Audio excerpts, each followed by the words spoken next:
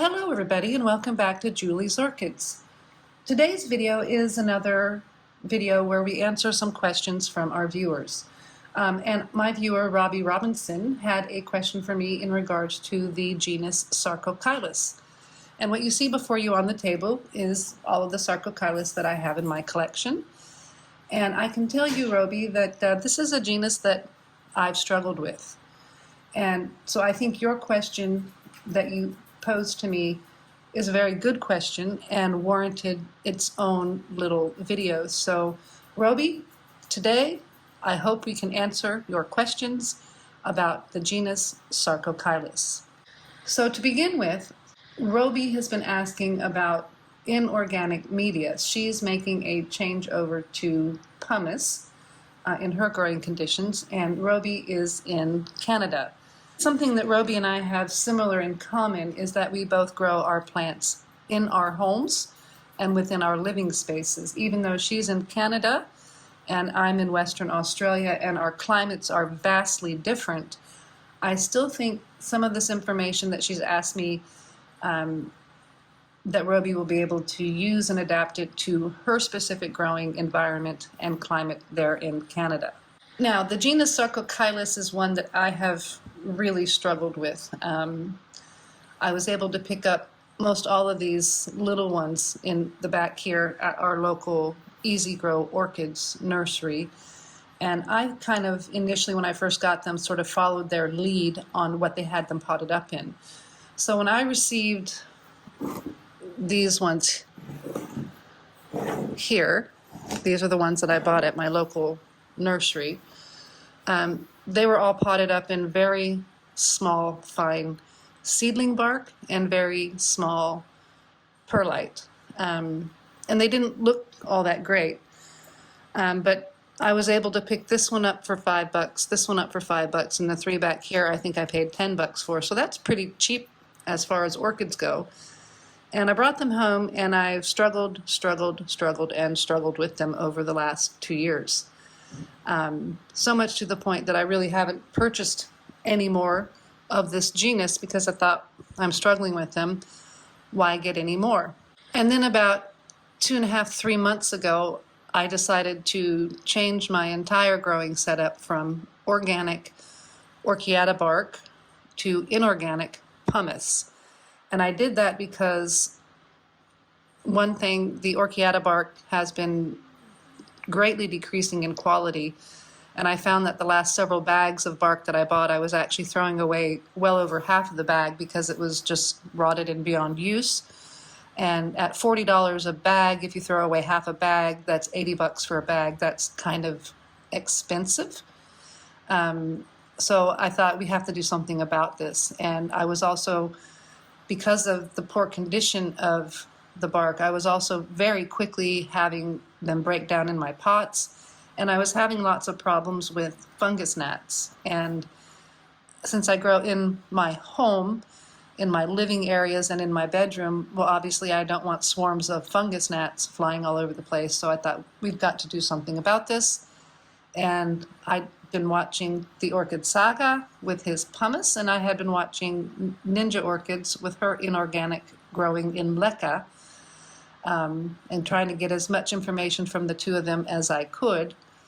And then when I actually went out to the local stores to try to purchase some inorganic media, I was originally planning on leca, but here in Western Australia, it's very difficult to find good quality leca at an affordable price. Now, on the flip side of that, pumice was very affordable in that I could get a 25-liter bag for $40 versus the 10-liter bag of orchiata bark for $40. And the pumice is something that you can reuse. It does not break down, and there's lots of benefits to the pumice. Now, I've also had some questions about all the rocks in here. Well, pumice is volcanic rock. It's very lightweight, very porous, very holy, if you will, porous. So it does tend to hold a lot of water and a lot of air. And from what I can see, all of my plants have responded quite well to the transition from bark to pumice. And thus far, I can see that my Sarcochilus really like the pumice much better than the small Orchids bark that I was putting them in, that my local nursery had them in. Now, the genus Sarcochilus likes to have water just sort of rush over their roots and be gone. They don't want to really have a lot of moisture around them all the time, but they also like humidity. And while that seems kind of like a misnomer, particularly in Western Australia, where in the summertime, the relative humidity in my grow spaces without running a humidifier is 12 to 18% humidity. And the plants really, really struggled. So that's why I thought, well, that's why the local nursery has them in the small bark to help keep the moisture around. I was just having root rot after root rot after root rot when I had them in the small bark. And there was very little I could do to keep the root rot from happening. And I used to have 4 more Sarcochilus, but those died. I was unable to save them, and that was before I got the pumice. So specifically, Robi asked, what size pumice am I using for the Sarcochilus genus? And she was asking that, she was stating that she was leaning towards the small, gravelly-like pumice, or the medium-sized pumice, and that she also has large pumice. Now, Robi, I'm not real sure what millimeter sizes your pumice is, but at the stores here, they sell them in small, gravelly pumice, which would be like 1 to 7 millimeter size.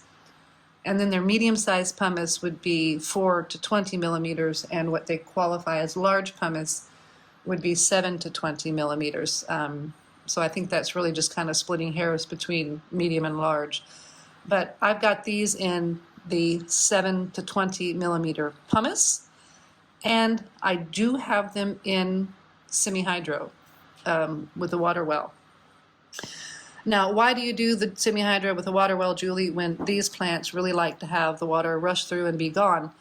Right now, it's not such a big deal because my roots haven't made it down to the water level, but what I do find with this setup in my environment, that the water level in the bottom of the pot does help keep just the right amount of humidity levels around the roots without rotting them out.